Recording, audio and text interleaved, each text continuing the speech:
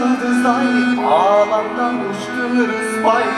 Akbay bir çurtun kaygırdı Arden'de yünün uluşpay.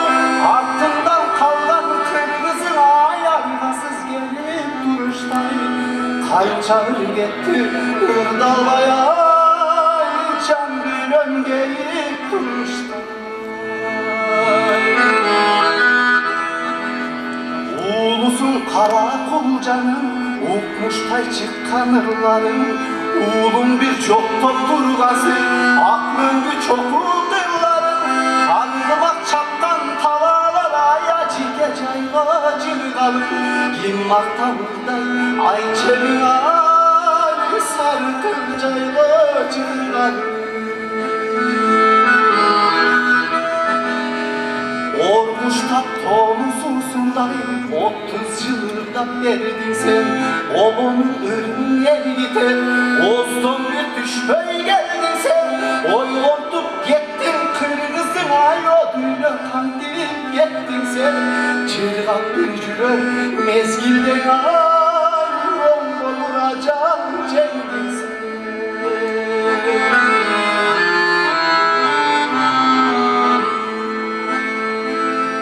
Okşotu kızga gülönüm Ozdon bir küşpekti önüm.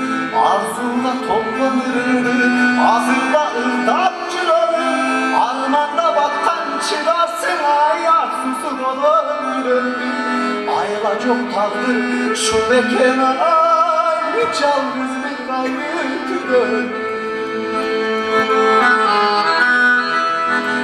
Almaşım attırındı Canırdım ırdan unutmay. Azırkı suyun erisi Zulayka enenci sultay. Ağlamdan kandık öttün sen hayatın çırıspay.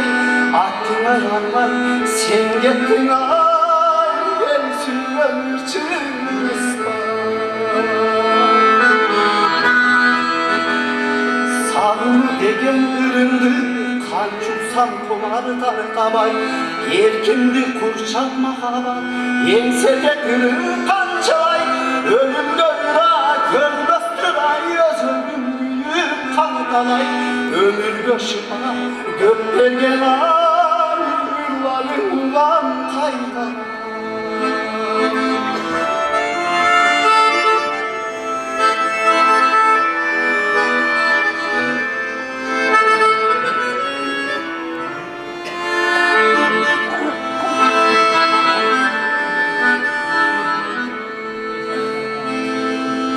Gönülböz ırın kımbatın Gölönde suyu cılbasın. Göz tilip yetti belece Gökçülük sen yaptın da şu.